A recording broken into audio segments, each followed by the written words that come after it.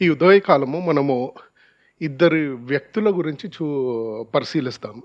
రాహాబు, ఆకాను. ఎంతమందికి తెలుసు? రాహాబు ఎంతమందికి తెలుసు? ఆకాను ఎంతమందికి తెలుసు? అందరికి తెలుసా? ఎవరికి తెలీదా? ముగ్గురికే తెలుసా? అంకులే 2-3 సార్లు దానిపైన ప్రసంగం చేశాడు, ఎరికో పట్టణం గురించి. అయితే మామూలుగా అయితే ఏంటి, ఎరికో పట్టణం గురించి మాట్లాడేటప్పుడు యెహోషువ దాన్ని ఎలా ఆక్రమించాడో దాని గురించి వింటాము. అప్పుడప్పుడు రాహబ్ గురించి వింటాము. కొన్నిసార్లు ఆకాన్ చేసిన పాపం గురించి వింటాము. ఈ ఉదయకాలం ఏం చేస్తామంటే మనము రాహాబు యొక్క ప్రవర్తన, ఇంకా ఆకాను యొక్క ప్రవర్తన, వాళ్ళిద్దరి ప్రవర్తనను తీసుకొని ఒక తులనాత్మక చాట్, అంటే కంపారేటివ్ చాట్. ఇట్లా కష్టమైన తెలుగు పదాలు నాకు తెలియవు అనుకుంటా, కానీ ఛాన్సాలు నేను మాట్లాడిన తర్వాత మీకు కూడా తెలియదని నాకు అర్థమైంది. సో ఒక కంపారిటివ్ చాట్ తయారు చేసి అసలు వీళ్ళిద్దరి ప్రవర్తన ఈ విషయంలో ఎరికో పట్టణము ఆక్రమించినప్పుడు రాహబు ప్రవర్తన ఎలా ఉంది, ఆకాను ప్రవర్తన ఎలా ఉంది, దాని నుంచి మనం ఏం నేర్చుకోగలమో చూస్తాము. ఇది 2 పెద్ద కథలు కాబట్టి కాస్త వచనాలు ఎక్కువగా ఉంటాయి. అయినా పర్లేదు, కాసేపు దేవుని యొక్క వాక్యం చదువుదాము. మనము యెహోషువ 2వ అధ్యాయము 1 నుంచి 11 వచనాల దాకా చదువుదాం. యెహోషువ 2వ అధ్యాయము 1 నుంచి 11 దాకా. ఆంటీ చదువు. నూను కుమారుడైన యెహోషువ వేగుల ఒక్క నిమిషం మైక్.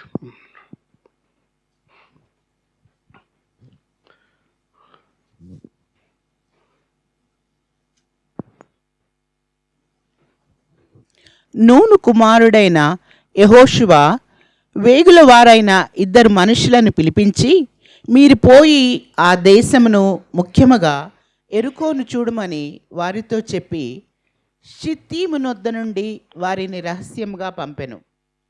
వారు వెళ్ళి రాహాబను ఒక వేశ్య ఇంట చేరి అక్కడ దిగగా, దేశమును వేగుచూచుటకు ఇశ్రాయేలీల యొద్ద నుండి మనుషులు రాత్రి వేళ ఇక్కడికి వచ్చిరని ఎరుకో రాజునకు వర్తమానం వచ్చెను. అతడిని ఎద్దుకు వచ్చి, నీ ఇంట చేరిన ఆ మనుషులను వెలుపలికి తీసుకుని రమ్ము, వారు ఈ దేశమంతటిని వేగుచూచుటకై వచ్చిరని చెప్పుటకు రాహాబు నొద్దకు మనుషులను పంపగా, ఆ స్త్రీ ఆ 2 మనుషులను తోడుకొని వారిని దాచిపెట్టి, మనుషులు నా యుద్ధకు వచ్చిన మాట నిజమే, వారెక్కడి నుండి వచ్చిరో నేను ఎరుగను. చీకటి పడుచుండగా గవని వేయబడు వేళన ఆ మనుషులు వెలుపలికి వెళ్ళిరి, వారెక్కడికి పోయిరో నేను ఎరుగను. మీరు వారిని శీఘ్రముగా తరిమితిరా, పట్టుకొందురు అని చెప్పి తన మిద్దె మీదికి ఆ 2 ఎక్కించి దాని మీద రాసి వేసి ఉన్న జనప పట్టెలో వారిని దాచిపెట్టెను. ఆ మనుషులు యోర్దాను దాటు రేవుల మార్గముగా వారిని తరిమిరి. తరమపోయిన మనుషులు బయలు వెళ్ళిన తోడనే గవిని వేయబడెను. ఆ వేగుల వారు పండుకొనక మునుపు ఆమె వారున్న మిద్దె మీదకి ఎక్కి వారితో ఇట్లనెను. ఇక్కడ మనం గమనిస్తే యెహోషువ ఇద్దరు గూఢచారులను పంపిస్తాడు. ఎక్కడికి? ఎరికో పట్టణానికి. వెళ్ళి ఎక్కడ నుంచి మనము ఆ ఎరికో పట్టణంలోకి దూరచ్చో, ఎక్కడెక్కడ వీక్నెసెస్ ఉన్నాయో కనిపెట్టమని ఈ 2 గూఢచారులను పంపిస్తారు. దీనికి ముందే యెహోవా దేవుడు ఏమని చెప్తాడంటే యెహోషువకు, మోషే నా సేవకుడు మరణించాడు, ఇంకా ఇప్పుడు నుంచి నువ్వు ఈ జనాంగాన్ని నేను నీకు వాగ్దానం చేసిన ఈ దేశానికి నడిపించవలను. కానాను ఈ వైపు ఉంది, వీళ్ళందరూ యోర్దాన్కి ఈ వైపు ఉన్నారు. సో అయితే యెహోషువ ముందు ఈ యుద్ధానికి వెళ్ళే ముందు ఈ 2 గూఢచారులను పంపిస్తారు. ఇక్కడ మనము గమనించాల్సింది ఏంటంటే, ఇక్కడ ఆ పట్టణంలో ఉన్న వాళ్ళందరికీ ఈ ఇజ్రాయెల్ దేశం గురించి ఆల్రెడీ కొన్ని మాటలు వినపడ్డాయి వాళ్ళకి. వీళ్ళు ఎర్ర సముద్రం దాటుకొని వచ్చారు, వీళ్ళ దేవుడు ఆ ఎర్ర సముద్రాన్ని చీల్చేశాడు, చాలా గొప్ప విషయాలు ఐగుప్తులో చేశాడు. దీనివల్ల వీళ్ళందరికీ దేవుని యొక్క భయం పట్టుకుంది. వీళ్ళందరూ ఆ కోట లోపల ఉండి జాగ్రత్తగా మొత్తం మూసేశారు. సో లోపలికి వెళ్ళాలంటే ఎంతో కష్టమయ్యేది. కానీ ఇద్దరు గూఢచారులు వెళ్ళి ఎక్కడికి వెళ్ళారు? రాహాబ్ దగ్గరికి వెళ్ళారు. ఇప్పుడు రాహాబ్ గురించి బైబిల్లో ఏమని రాసుంది? ఆమె ఒక వేశ్య. ఆలోచించండి, మనము ఒకవేళ ఎవరు వెళ్ళి కలవాలన్నా, అరే ఎవరితోటైనా తెలిసిన వాళ్ళతో కలుస్తాం, కానీ కాస్త వేశ్య కాబట్టి కాస్త దూరంగా ఉంటాం అనుకుంటాం. కానీ ఆమె ఈ రాహాబుతోటి ఈ ఇద్దరు గూఢచారులతోటి అయ్యే సంభాషణ చూస్తే అసలు మనకి ఈమె నిజంగా ఇంత ఎలా తెలుసని ఆలోచిస్తాం. అయితే 3వ అధ్యాయము 13 నుంచి 17 దాకా చదువుదాం. సర్వలోకనాథుడగు యెహోవా నిబంధన మందసమును మోయు యాజకుల అరకాళ్ళు యోర్దాను నీళ్లను ముట్టగానే యోర్దాను నీళ్లు అనగా ఎగువ నుండి పారు నీళ్లు ఆపబడి ఏకరాశిగా నిలుచును. కోతకాలమంతయు యోర్దాను దాని గట్లన్నిటి మీద పొర్లిపారును. నిబంధన మందసమును మోయు యాజకులు జనులకు ముందుగా వెళ్ళగా యోర్దానును దాటుటకై జనులు తమ గుడారములో నుండి బయలుదేరిరి. అప్పుడు ఆ మందసమును మోయువారు యోర్దాన్లో దిగిన తరువాత మందసమును మోయి యాజకుల కాళ్ళు నీటి అంచున మునగగానే పైనుండి పారు నీళ్లు బహుదూరముగా సారితాను నొద్దనున్న ఆదామను పురమునకు దగ్గర ఏకరాశిగా నిలిచెను. లవణ సముద్రమును అరాబా సముద్రమునకు పారునవి బొత్తిగా ఆపబడెను. జనులు ఎరుకో ఎదుటను దాటగా యెహోవా నిబంధన మందసమును మోయు యాజకులు యోర్దాను మధ్య ఆరిన నేలను స్థిరముగా నిలిచిరి. జనులందరూ యోర్దానును దాటుట తుదమట్టు వరకు ఇశ్రాయేలీలందరూ ఆరిన నేల మీద దాటుచూ వచ్చిరి. ఇప్పుడు ఇక్కడ చూస్తే మన ఈ యెహోషువ నడిపిస్తున్న సైన్యం అంతా యోర్దాన్ నదిని ఎలా దాటింది? సేమ్ ఎర్ర సముద్రం దాటినట్టే. ముందు మందసం తీసుకొని యాజకులు వెళ్ళి ఆ నీళ్ళలో నిలబడంగానే మళ్ళా ఏంది, నీళ్ళు ఆగిపోయాయి. కానీ ఆ యోర్దాన్ నది ఎలా ఉంది అప్పుడు? ఫ్లడ్స్లో ఉంది కదా. అంటే మామూలుగా చిన్నగా పారుతుంది, ఏదో ఇట్లా చిన్నగా చీల్చినట్టు కాదు, కానీ ఎంతో ఉద్రికతో నీళ్లు పారుతున్న దాంట్లో మళ్ళా ఈ కానాన్ దేశానికి వచ్చే ముందు యోర్దాన్ దాటడానికి అదే సూచిక మళ్ళా జరిగింది. ఎలా ఎర్ర సముద్రం ఎట్లా చీల్చబడ్డదో ఇక్కడ యోర్దాన్ నది కూడా అట్లా చీల్చబడుతుంది. సైన్యం మొత్తం అవతలికి వచ్చిన తర్వాత యెహోషువకి యెహోవా దేవుడు ఒక వింతైన స్ట్రాటజీ చెప్తాడు.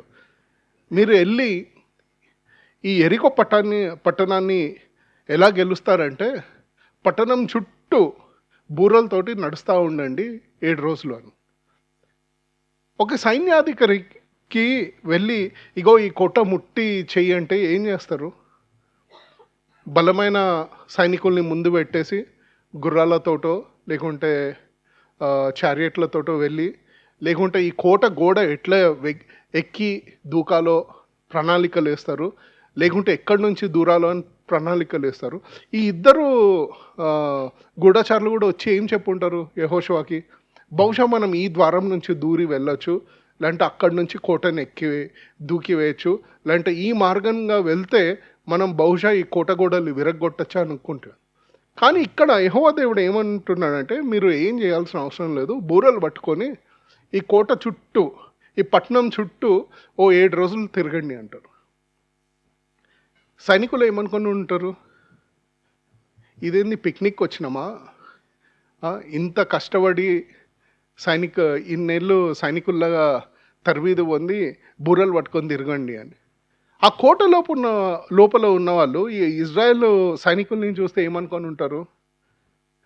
అరే వీళ్ళకి పిచ్చి పట్టింది, ఏంది మా చుట్టూ నడుస్తున్నారు, ప్రదక్షిణాలు చేస్తున్నారా కోట చుట్టూ అనుకొని ఉండొచ్చు.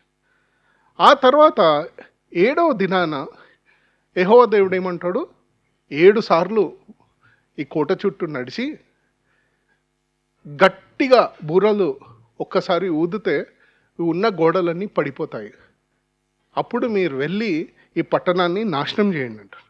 ఈ పట్టణాన్ని నాశనం చేయటానికి కొన్ని స్పెసిఫిక్ ఇన్స్ట్రక్షన్స్ ఇస్తాడు. ఏమని ఇస్తాడంటే యెహోషువ 6 మనము 15 నుంచి 21 దాకా చదివితే, 7వ దినమున వారు ఉదయమున చీకటితోనే లేచి 7 మూరలు ఆ ప్రాకారముగానే పట్టణము చుట్టూ తిరిగిరి. ఆ దినమున మాత్రమే వారు 7 మారులు పట్టణము చుట్టూ తిరిగిరి. ఏడవ మారు యాజకులు బూరలు ఊదగా యెహోషువ జనులకు ఇలాగు ఆజ్ఞ ఇచ్చెను, కేకలు వేయుడి, యెహోవా ఈ పట్టణమును మీకు అప్పగించుచున్నాడు. ఈ పట్టణమును దీనిలోనున్నది యావత్తును యెహోవా వలన శపింపబడెను. రాహాబోన వేశ్య మనం పంపిన దూతలను దాచిపెట్టను గనక ఆమెయు ఆమె ఇంటనున్న వారందరూ మాత్రమే బ్రతుకుదురు. శపింపబడిన దానిలో కొంచెమైనను మీరు తీసుకొని నెడల మీరు శాపగ్రస్తులై ఇశ్రాయేలీల పాళెమునకు శాపము తెప్పించి దానికి బాధ కలుగచేయుదురు గనుక శపింపబడిన దానిని మీరు ముట్టకూడదు. ఇక్కడ ఏమని చెప్పాడు యెహోవా దేవుడు? శపింపబడిన దానిని కొంచెమైనను మీరు తీసుకొనిన ఎడల మీరు శాపగ్రస్తులై ఇజ్రాయేలులో పాలెమునకు శాపము తెప్పించి దానికి బాధ కలుగజేయుదురు గనుక శపింపబడిన దానిని మీరు ముట్టకూడదు. ఇక్కడ యెహోవా దేవుడు ఏమంటాడంటే, మీరు ఎరికో పట్టణంలోకి వెళ్ళిపోయిన తర్వాత ఏ ఒక్క వస్తువుని ముట్టుకోకూడదు, అందరినీ చంపివేయాలి, అక్కడ ఉన్న బంగారం వెండి జంతువులను కూడా కాలపెట్టాలని కాల్చేయాలని చెప్తారు. కానీ ఇక్కడ ఏమైందంటే, ఇక్కడ ఆకాను వస్తాడు. ఆకాను ఈ అన్నీ చూసేటప్పుడు ఏవో కొన్ని నచ్చి కొన్ని సొమ్ములు తీసుకొని వెళ్ళి అతని గుడారంలో పెడతారు. ఈ ఎరికో పట్టణము జయించిన తర్వాత మళ్ళా యెహోషువ అక్కడ దగ్గరలో ఒక చిన్న పట్టణం ఉండే హాయి అని, అక్కడ కూడా గూఢచారులను పంపించి వాళ్ళు వెనక్కి వచ్చి ఏమంటారంటే, ఇది ఒక చిన్న పట్టణం ఉంది, ఏం పర్లేదు, అసలు సైన్యం అంతా వెళ్ళాల్సిన అవసరం లేదు, ఒక 2000 మందినో 3000 మందిని పంపించేస్తే వెళ్ళి విజయం సాధించుకొని వచ్చేద్దామంటారు. కానీ ఏమైందంటే ఈ హాయి పట్టణంకి వెళ్తే ఆ చిన్న పట్టణంలో ఉన్న వాళ్ళు ఈ ఇజ్రాయేలు సైనికుల్ని తరిమి కొట్టి చంపేస్తారు. అప్పుడు యెహోషువ దేవుని ఎదుట ఏడ్చి ఏమంటాడంటే, మమ్మల్ని ఇక్కడ దాకా తీసుకొచ్చింది ఎందుకు యెహోవా దేవా? ఇప్పుడు వీళ్ళు ఈ చిన్న పట్టణం మా పైన విజయం సాధించింది కాబట్టి మిగతా కానాను దేశంలో ఉన్న వాళ్ళందరూ విని ఏమనుకుంటారంటే, ఈ దేవుడు మమ్మల్ని వదిలేశాడు, ఇంకా మమ్మల్ని నాశనం చేస్తాడు అనుకుంటారు. ఇక్కడ మనం గమనించాల్సింది ఏంటంటే, యెహోవా దేవుడు ఎంతో సూక్ష్మంగా అసలు ఏం చేయొచ్చు ఏం చేయకూడదని చెప్పినా ఇక్కడ ఆకాను వచ్చి తప్పు చేస్తాడు. ఇది చేయటం వల్ల ఇప్పుడు మనం ఆకాను చేసింది చూస్తే యెహోషువ 7:2-4 దాకా చదవండి. మీరు వెళ్ళి దేశమును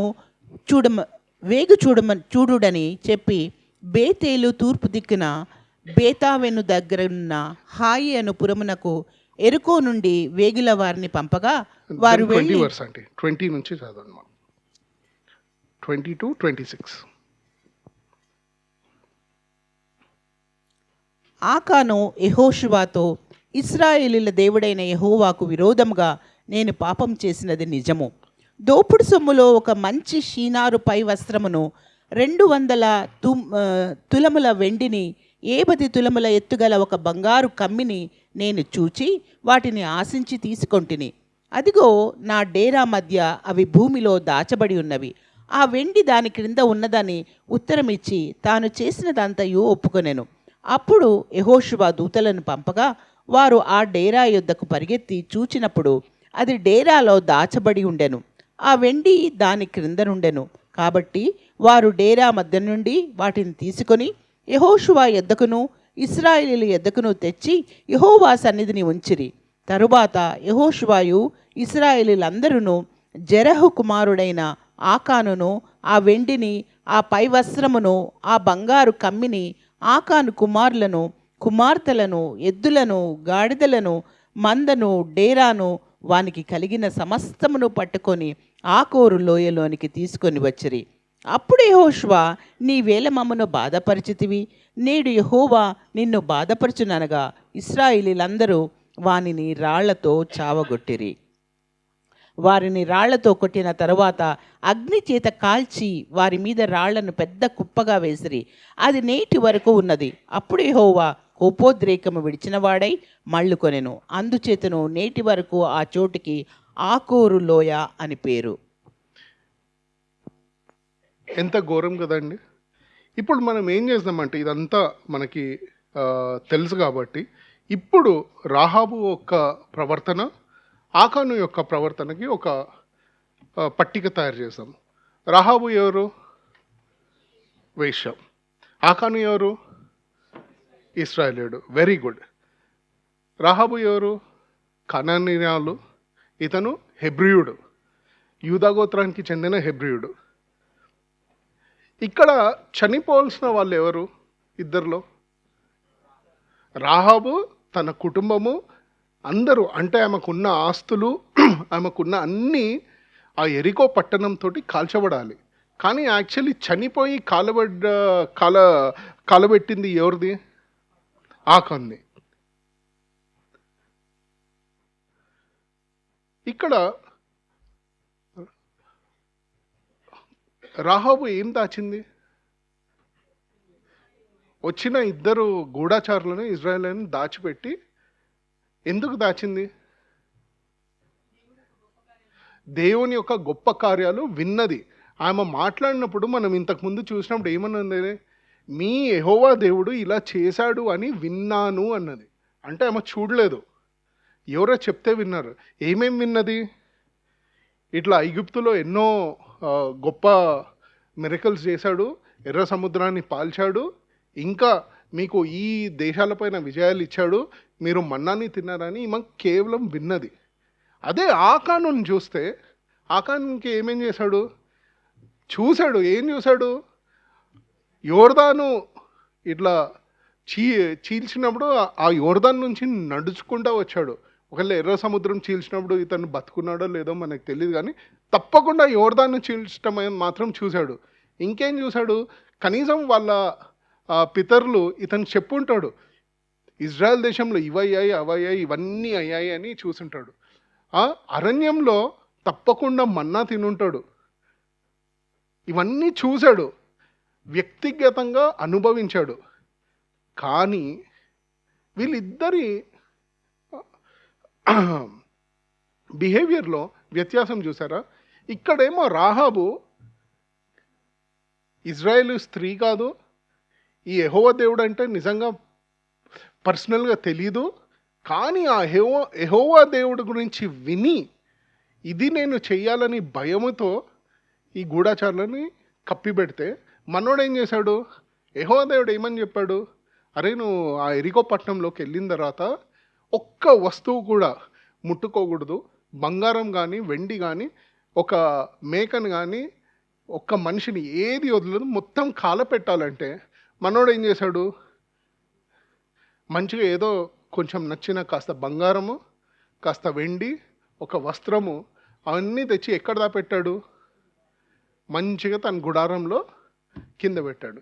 ఈమెమో ఆమె ఇంటి పైన కప్పు పైన వీళ్ళందరినీ పెట్టి దాచిపెడితే మనోడు వచ్చి గుడారంలోకి వచ్చి తవ్వి పెట్టుకున్నాడు.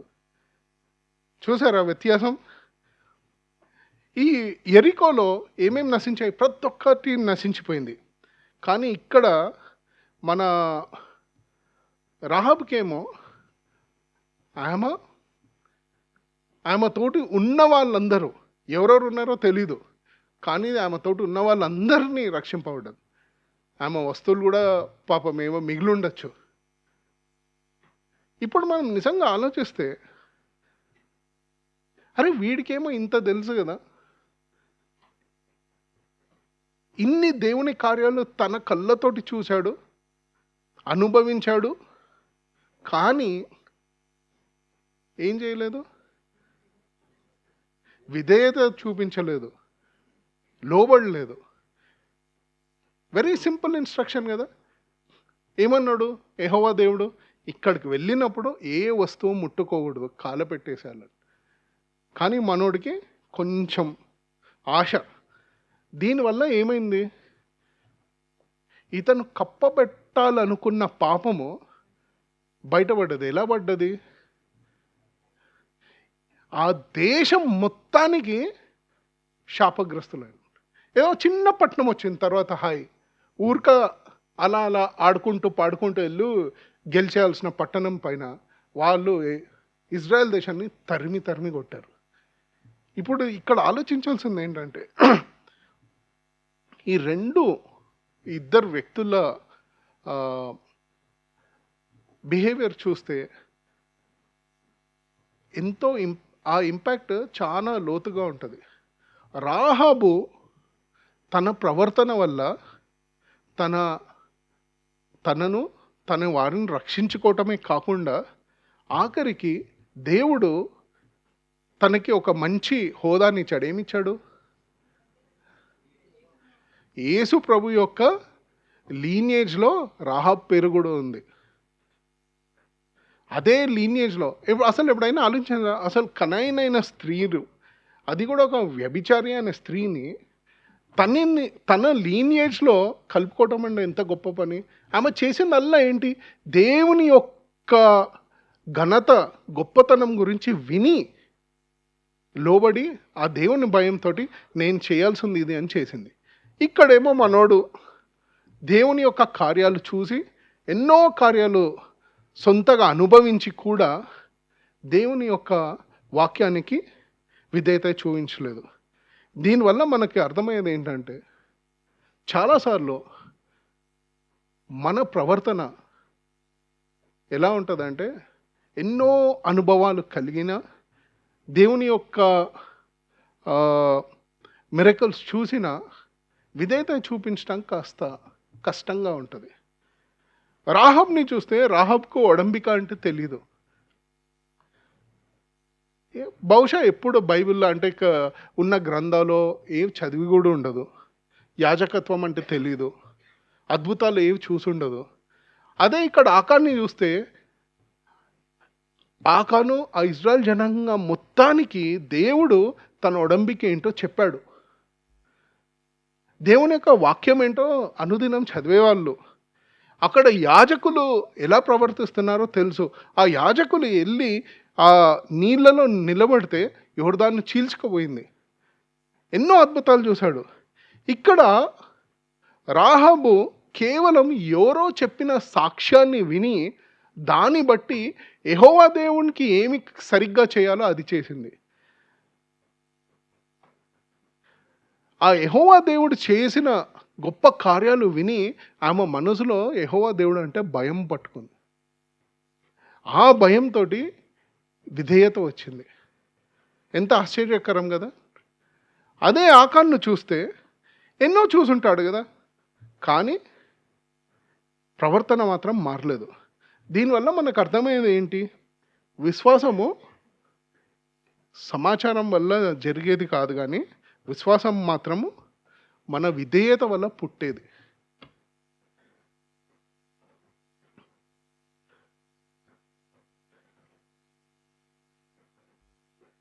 ఇక్కడ ఆకాన్ చేసిన పాపం ఏంటి? దొంగతనం ఒక్కటే కాదు. చాలాసార్లు ఏమనుకున్నామంటే అరే ఏదో చిన్న దొంగతనం చేశాడు కదా, మరి దేవుడు ఇంత కఠినంగా చెప్పాలా, ఇంత కఠినంగా అందరినీ శిక్షించాలా, ఇంత పెద్ద ఇజ్రాయెల్ జనాంగం ఉంది, ఏదో పాపము చిన్నోడు ఒక బంగారం చూసి ఏదో ఆశపడ్డాడు, ఏదో ఫర్గివ్నెస్ ఉంటుంది కదా, మరి ఇంత జనాంగం మొత్తానికి పనిష్మెంట్ ఇవ్వాలంటే దేవుని యొక్క సన్నిధిలో చిన్న పాపం పెద్ద పాపం అనేది కాదు. ఎన్నోసార్లు మనకి తెలియకుండా మనము చిన్న పాపం అనుకునే పాపాలు మన దేశాన్ని మొత్తం నాశనం చేయొచ్చు. చాలాసార్లు ఒకవేళ జెరిమయా, ఐజయా ఇవి చదివినప్పుడు దేవుని యొక్క వాక్యం ఏంటంటే ఈ దేశము ఈ నేల పాపం చేసిందంటాడు. This land has sinned. అంటే ఈ దేశం లేకుంటే ఈ నేల ఎలా పాపం చేస్తుంది? అంటే మనం చేసే పాపాలు ఆ దేశానికి అంటగడతారు. మనం చేసే పాపాలు ఆ జనాంగానికి అంటగడతారు. అంటే ఇక్కడ ఆకాను చేసిన ఒక్క పాపము, అది కూడా ఏదో చిన్న పాపం, అది ఇజ్రాయెల్ దేశం మొత్తానికి పాపంలాగా అంటగట్టబడింది. అదే చూస్తే రాహాబు చేసిన చిన్న విధేయత ఆమె కుటుంబాన్ని అందరినీ రక్షించింది. ఇదే విధేయతకున్న ఆ, ఆ, ఆ, వచ్చే ఎఫెక్ట్. చాలాసార్లు మనం ఏమనుకుంటామంటే, పర్లేదులే, ఏముంది, ఈ చిన్న పాపమే కదా, మరి ఇంత రియాక్షన్ అవసరమా? ఒకవేళ మీరే ఉన్నారనుకోండి, ఆకాను వచ్చాడు, ఇక్కడ పెద్ద ఇజ్రాయెల్ జనాంగం ఉంది, ఎంతమంది ఉండొచ్చు? ఒక 10 లక్షల మంది అనుకుందాం. అరే 10 లక్షల మందిలో 9,99,099 మంది అందరూ దేవుని మాట విన్నారు కదా, వీడు ఒక్కడేదో చిన్న పాపం చేశాడు,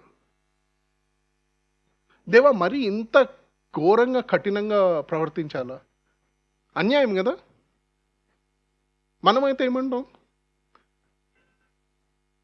దేవా ఏంటి మరీ ఇది, ఇంతమంది లక్షల మంది ఉన్నారు, అందరినీ మాట విన్నారు, వీడొక్కడు వినకుంటే మమ్మల్ని అందరినీ శాపగ్రస్తుల్లాగా చేస్తారా? మమ్మల్ని అందరినీ పనిష్మెంట్ ఇస్తారా? అంటే దేవుని వాక్యం ఎప్పుడైనా ఇది చేయొద్దు అని చెప్తే, ఒక్కళ్ళు చేశారా, 10 మంది చేశారా, 1000 మంది చేశారా అన్నది, అది చేయకూడదు. కొన్నిసార్లు మన ప్రవర్తన వల్ల మన దేశానికి, మనం ఉండే మన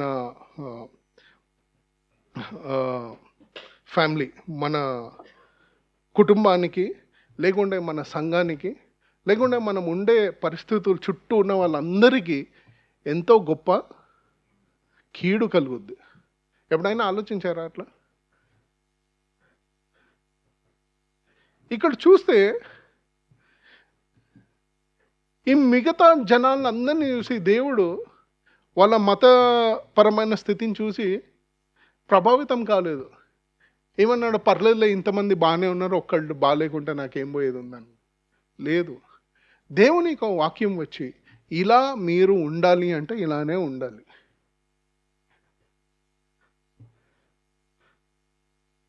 అదే ఆకాను తరపు నుంచి చూస్తే ఏదో మంచి పెంపకంలోనే పెరుగుంటాడు కదా. యెహోషువని చూసుంటాడు, మోషేని చూసుంటాడు, ఈ ప్రవక్తలందరినీ చూసుంటారు, వాళ్ళు పలికే మాటలు వినుంటాడు, దేవుని యొక్క వాక్యం వినుంటాడు, ఏవే సంప్రదాయాలు చేయాలో తెలుసు, ఏవే చేయకూడదో తెలియదు, దేవుని యొక్క ఖ్యాతి చాలాసార్లు వినుండొచ్చు. కానీ అవేవి దేవుడు పట్టించుకోకుండా, దేవుడు ఏం చూస్తాడంటే, దేవుని యొక్క సన్నిధిలో నీ హృదయం తన వైపు ఎలా ఉందో చూస్తాడు. ఎలా ఉంది పరిశీలిస్తాడు. విధేయతతో ఉందా, లేకుంటే పర్లేదులే ఏముంది అనుకోవచ్చు.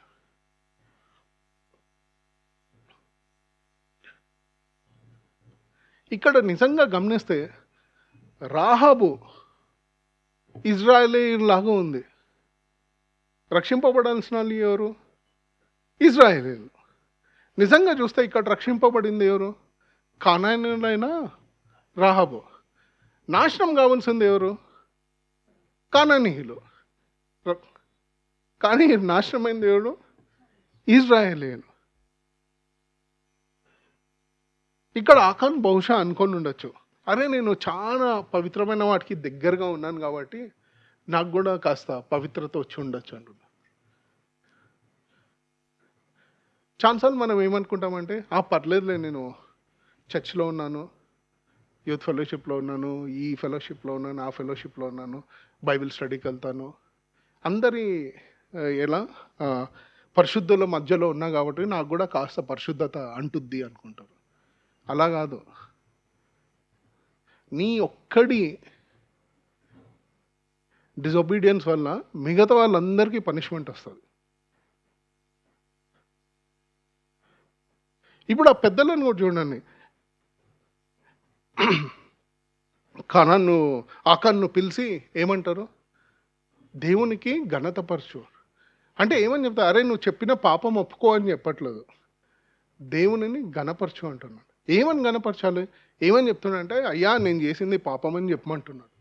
చేసిన తర్వాత ఇప్పుడు యెహోషువ లాగా ఉంటే మీరందరూ నిలబడి ఉన్నారు. ఇంకేమన్నాడు యెహోషువ? పెద్దలందరూ కలిసి ఏమన్నారంటే, నేను తీసుకెళ్ళి ఊరవతల బయటికి తీసుకెళ్ళి రాళ్ళతో కొట్టి చంపేయండి అంటారు. మిగతా వాళ్ళందరూ ఏమనుకొని ఉండొచ్చు? అరే యెహోషువ మరీ ఇంత అవసరమా? పోనీ ఆకాన్ ఒక్కడే కదా పాపం చేసింది, ఆడొక్కడిని చంపేసేరాదు.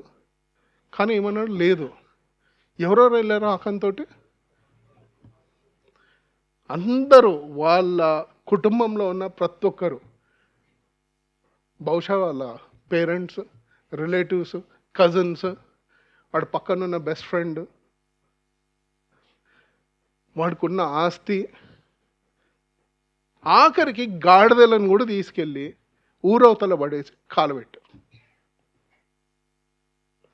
మనమే ఆ ఇజ్రాయెల్ జనాంగంలో ఉంటే ఆ రోజు ఏమనే వాళ్ళమంటే, అరే మరీ ఇంత అవసరమా?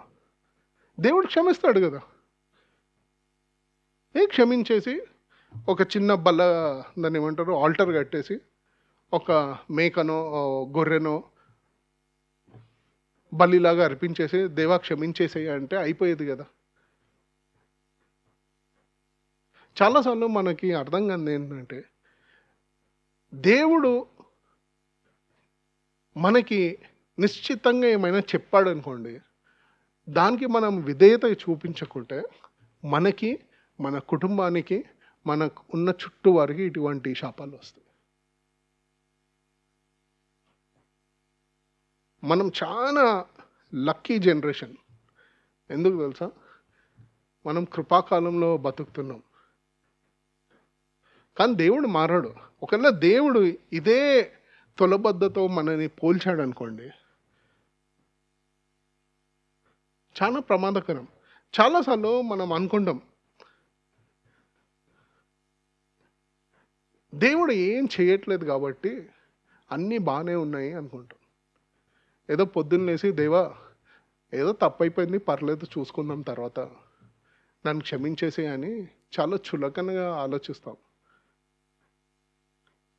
బహుశా ఆ చులకన వత్వం మనలో ఉన్నందుకు మన జీవితంలోనో, లేకుంటే మన కుటుంబాల్లోనో, లేకుంటే మన సంఘంలోనో, లేకుంటే మన చుట్టూ ఉన్న పరిసరాలలో దేవుని యొక్క దీవెన లేదు. దేవుని యొక్క దీవెన అంటే చాలాసార్లు మనం ఎలా ఆలోచిస్తామంటే, దేవుని యొక్క దీవెన అంటే ఎప్పుడు అన్నీ మంచిగానే అవుతుండాలి, దీవెన లేదంటే అన్నీ చెడు జరుగుతుంటాయని. అది కాదు. ఏమీ జరగపోవటం కూడా దేవుని యొక్క దీవెన కాదు. అంటే దేవుడు తన ఉగ్రతను ఆపి పెట్టుకున్నాడు.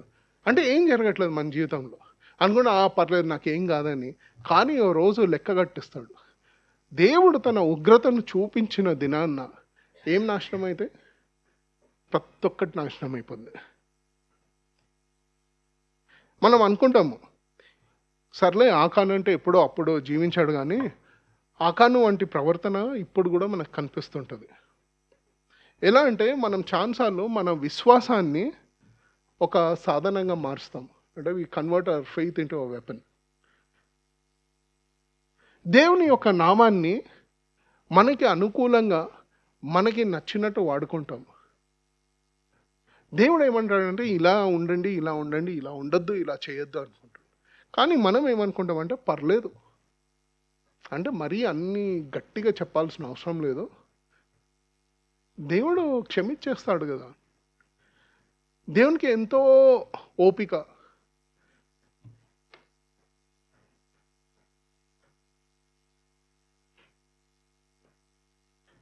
ఇక్కడ ఆకాను దోచుకున్నది ఏంటంటే బంగారం కాదు, దేవుని యొక్క మహిమకు చెందాల్సిన వస్తువులను తాను దోచుకున్నాడు. అది అక్కడ జరిగిన పాపం. ఎందుకంటే యెహోవా దేవుడు ఏమన్నాడంటే, మీరు కానాన్ దేశంలోకి వెళ్ళిన తర్వాత ఏవైతే ఉంటాయో అవన్నీ దేవుని యొక్క ఘనత గురించి దేవునికి ఇవ్వాలి. అంటే for the glory of God. It is an atonement to God. వీళ్ళు ఏం చేశారు? వీడు చిన్న పాపం చేశాడు. అంటే దేవునికి చెందాల్సినది కొంచెము అతను దోచుకున్నాడు. ఇక్కడ చెందాల్సింది ఏంటంటే కాస్త బంగారం. అలానే మనం కూడా మన విశ్వాస జీవితంలో చాలాసార్లు ఆకాను వంటి ప్రవర్తన చూపిస్తాం. ఏంటి? దేవునికి చెందాల్సిన విషయాలని కొన్ని మనం కాస్త దోచుకుంటాం. అంటే ఎలా దోచుకుంటాము? కాస్త గుర్తింపు. అంటే మరి మొత్తం కాదు, కానీ దేవా నీకు 99% నీదే గ్లోరీ, ఈ 1% మాత్రం ఏదో నా స్వయం కృషి కూడా ఉన్నది. అంటే ఎలా చెప్తామంటే దేవుడు ఎంతో పనులు చేశాడు, కానీ నేను కూడా కాస్త కష్టపడ్డాను. లేకుంటే దేవా నేను నీ గురించి ఇవన్నీ చేశాను, నా వల్ల ఇవన్నీ జరిగాయి, దేవా నీకు మాత్రం స్తోత్రం అంటారు. అంటే ఏం చేస్తున్నావు? దేవుని యొక్క ఘనత కాస్త దోచుకుంటున్నావు. అది ఆకాను యొక్క ప్రవర్తన. ఏం చేశాడు ఆకాను? ఈ దోచుకున్న తెచ్చి గుడారంలో దాచిపెట్టుకున్నాడు. ఆకాను యొక్క ప్రవర్తన వాళ్ళు కూడా ఇదే చేస్తారు. ఏం చేస్తారంటే దేవుని యొక్క దగ్గర దోచుకున్న ఈ విషయంలో ఏం చేయాలి? గుర్తింపు అనుకోండి, అది తెచ్చుకొని జాగ్రత్తగా మన హృదయంలో దాచుకుంటాం.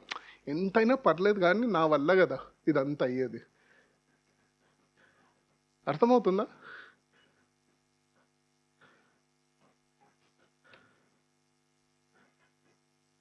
దావీదు ఏమంటాడంటే నా హృదయాన్ని తట్టి చూడు, నాకు తెలియని పాపాలు కూడా లోపల ఏమైనా ఉంటే దేవా వాటిని బయటికి తీసి నాకు చెప్తే నన్ను కడుగు అంటాడు. మనం ఏం చేస్తామంటే దేవా ఇవన్నీ జాగ్రత్త ఉన్నాయి కదా, నాకు కాస్త మాత్రం ఇక్కడ పెట్టుకుంటాను, జాగ్రత్త, ఎవరికి తెలియదు అనుకుంటాం. ఎవరికి తెలియాల్సిన అవసరం లేదు. ఎవరికి తెలిసింది ఇతను గుడారంలో దాపెట్టుకున్నాడని? దేవుడికే తెలుసు, ఎవరికి తెలియదు కదా. చూసే వాళ్ళందరికీ అందరు మామూలుగానే ఉన్నారు, అంతా బాగానే ఉంది, అందరు గుడారంలో హ్యాపీగా ఉన్నారు, ఎవరికి తెలియదు. దీనివల్ల నేర్చుకోవాల్సింది ఏంటంటే మన హృదయంలో దాగి ఉండే పాపం, అంటే ఆకాని వల్ల దేవుని దగ్గర నుంచి ఏమైనా దోచుకున్నాం అనుకో మనము, అది ఎవ్వరికి తెలియాల్సిన అవసరం లేదు, బహుశా తెలియదు కూడా. కానీ ఒక దినాన్న నాశనం జరిగినప్పుడు ఏం చేస్తాడంటే దేవుడు పిలిపిస్తాడు, ముందుకి పిలిపించి ఇక్కడ నిలబెట్టి ఇగో వీడి వల్ల ఇదంతా జరిగిందంట. సో ఈ ఉదయకాలం ఈ ఒక్క మాట గుర్తుపెట్టుకోండి, నీకు నిజంగా దేవుని యొక్క భయం ఉన్నదా? మనలో చాలా మంది దేవుని యొక్క మిరకల్స్ చూసాము, దేవుని యొక్క ప్రేమను అనుభవించాము, దేవుడు మన జీవితంలో ఎన్నో మంచి పనులు చేశాడు. ఇవన్నీ విన్న తర్వాత కూడా ఆకాన్లాగా ఏదైనా దేవుని నుంచి దోచుకుంటున్నాము. అండ్ యూ కెన్ జాబితా తయారు చేసుకోండి, నేను దేవుని నుంచి ఏమేం దోచుకుంటున్నాను అని ఒక చిన్న లిస్ట్ తయారు చేసుకోండి. అది దేవుని యొక్క ఘనత కావచ్చు, లేదంటే దేవునికి చెందాల్సిన దశంభాగం కావచ్చు, లేకుంటే దేవునికి అర్పించాల్సిన బలులు కావచ్చు. అవన్నీ దోచుకొని వాటిని మనము మన అవసరం గురించి వాడుకుంటున్నామా? లేకుంటే రాహాబులాగా దేవుని యొక్క వాక్యము గురించి విన్న సాక్ష్యము తోటి దేవుని యొక్క భయంతో చేయాల్సింది సరి అయిన పని చేసింది. వీళ్ళిద్దరికి మధ్య ఉన్న వ్యత్యాసం ఒక్కటే, ఏంటి? విధేయత. దేవుని యొక్క వాక్యం విని, అంటే దేవుని చేసిన కార్యాల గురించి విన్న రాహాబు వణికిపోయింది. ఈ దేవుడు ఇలా చేయబోతున్నాడు, నేను ఆ దేవుడు తరఫున వచ్చిన వాళ్ళ గురించి నేను ఇలా చేస్తానని. ఇక్కడ ఆకాన్ మాత్రము ఏముందిలే, ఏం జరగదు, ఎవరికి తెలియదు అనుకొని తన ఇంటి వారిని, తన ఆస్తులను, ఆఖరికి ఏం పాపం చేయని గాడిదలను కూడా కాలబెట్టాల్సి వచ్చింది. మనం ఆలోచించాల్సింది, మన జీవితంలో ఈ ఆకాను వంటి ప్రవర్తన, లేకుంటే ఆకాను దోచుకున్నట్టు మనము యెహోవా దేవుని నుంచి ఏమేమి దోచుకుంటామో ఆలోచించాలి. అండ్ ఇది ఒక చిన్న పాపం అని ఎప్పుడు అనుకోకండి. దేవుని యొక్క సన్నిధిలో చిన్న పాపం పెద్ద పాపం ఏముండదు. దేవునికి విధేయత చూపించకుంటే ఒక్కటి గుర్తుపెట్టుకోండి, మీ వల్ల మీ కుటుంబము, మీ సంఘము, మీ నగరము నాశనం అవుతుందేమో అని ఆలోచించండి.